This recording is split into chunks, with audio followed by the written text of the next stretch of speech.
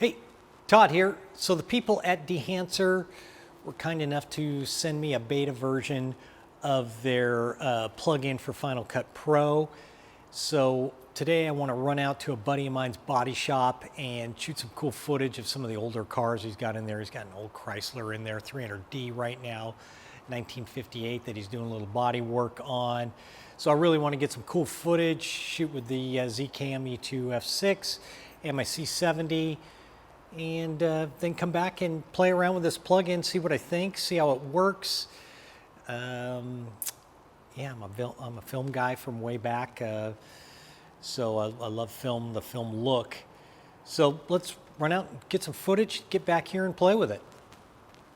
All right, so we just showed up at the shop. Grab my ZCam here, and we're gonna shoot with the 90 tilt shift on this bad boy today, and get footage with that on this camera. And then I don't know what I'm going to do with the C70 yet, but let's go grab some footage.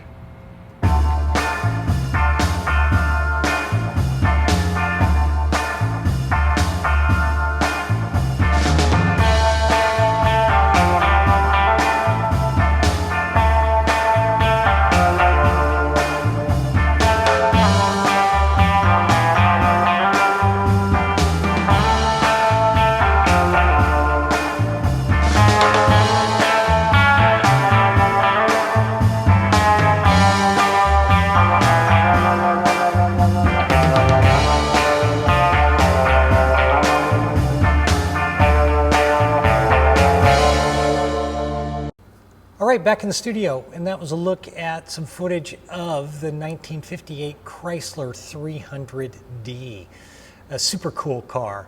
But anyway, that was shot with my ZCam E2 F6 with the 90 tilt shift lens.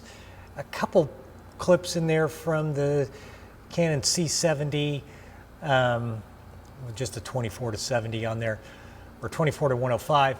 Anyway, but with the Dehancer Pro plugin and the Kodak Vision3 250D film look on there, with some halation and bloom added on to that as well. There's a ton of tools and adjustments you can make with this plugin.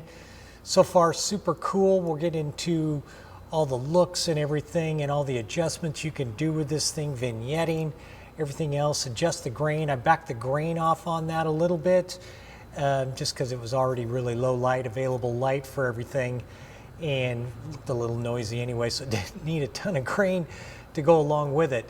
But so far getting into this thing, I'm liking the film looks.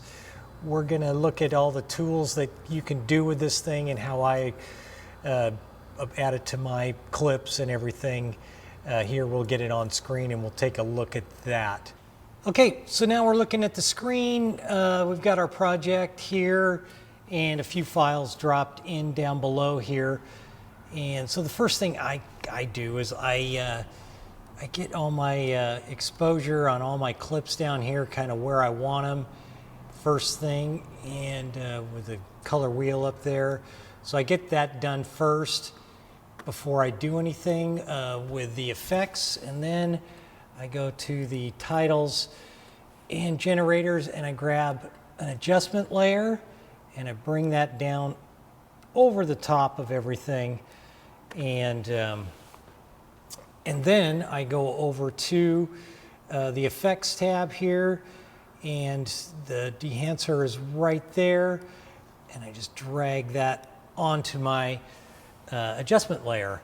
So I thought earlier on when I was playing with this thing is that the Dehancer showed up over here in kind of my list of things, but it's not. So I could have been imagining that. But anyway, so I just drag that Dehancer Pro onto my adjustment layer, and then it just puts it right onto all the clips that I've got out here already. So I've got that, and I can really see with this adjustment layer, I can easily just hit the V key and turn it off and on and see what it does right away. super easy. I can do that over all the clips without having to do it up in the tool management area over here. But up here you've got your source and camera models and formats and defringe and just a ton of tools, which is really nice.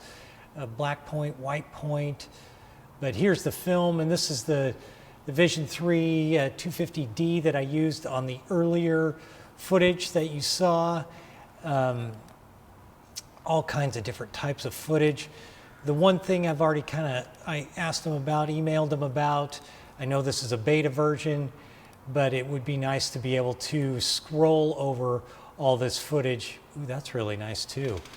I like that as well.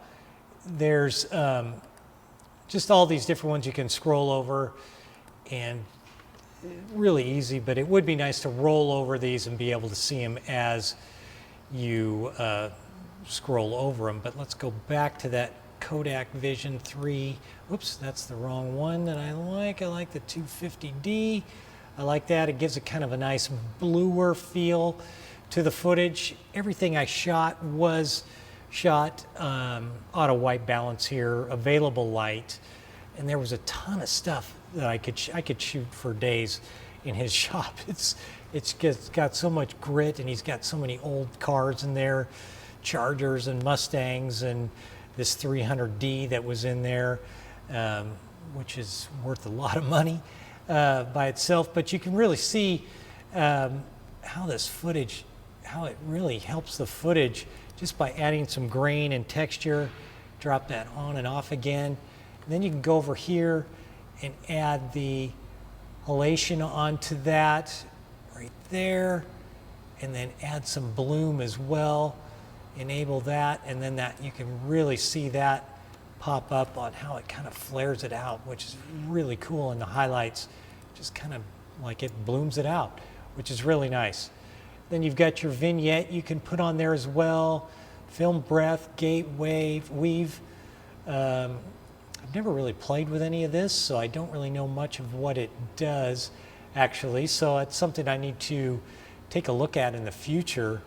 And it looks like they said something when they sent this to me, the beta version, that you can't export it as a LUT yet. You can't generate it, but that's something that I think will be there in the future, so you can generate this look and create your own LUT and output it and just drop it on easily after the fact. I believe that's going to be the case on that.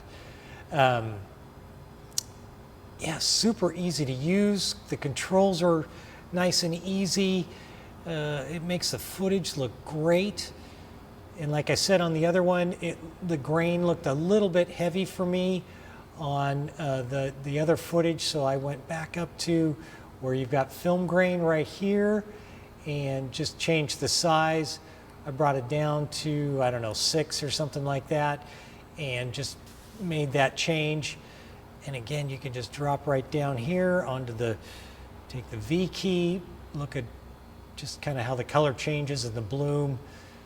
And then I could, on the clip, since it's on an adjustment layer, I can go back down to the clip and then go back up to my color wheel, and I can adjust that layer to even grittier down here, bring the blacks down, or the whole overall exposure, whatever, you know, kind of get that look and feel a little bit grittier if I wanted, or I could even go up into curves and mess around with that as well.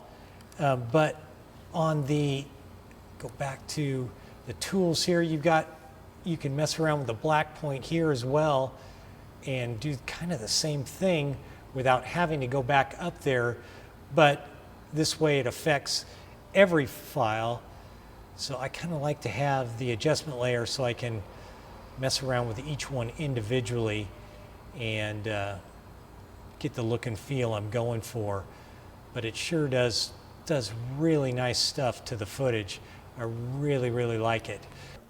Okay, so that was a look at the plugin in action, my workflow, how I put it on clips and work with it.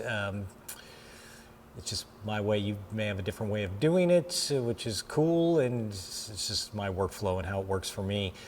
But anyway, like I said before, I'm I'm a film guy, started my career way back in the late 80s and shot a ton of film, and actually still have a ton of film here in the studio, which I had in the fridge when I made the switch to digital. And it's all outdated. So here's a look at some tubs that I've got out full of 35 and 2 1/4. Got some in my freezer, and I've got some in my regular fridge. So I have a lot of film, and I like the film look, and I really like the way this plugin gives me that kind of look and feel, and the control I have with that, with all their tools and adjustments you can make. So it's really nice. And I'll put a link below with a promo code so you can get 10% off of buying this plugin with the link down there. And if you click on that, that'll help me a little bit, which would be nice. So again, really like this plugin. I'm going to use it a lot. I have a lot more playing around to do with it, but again, just really like it. And I've got to just explore more with it and get more detailed on some of the clips I'm working with. But and here's a little more footage from shooting in the garage. And until next time, I'm out.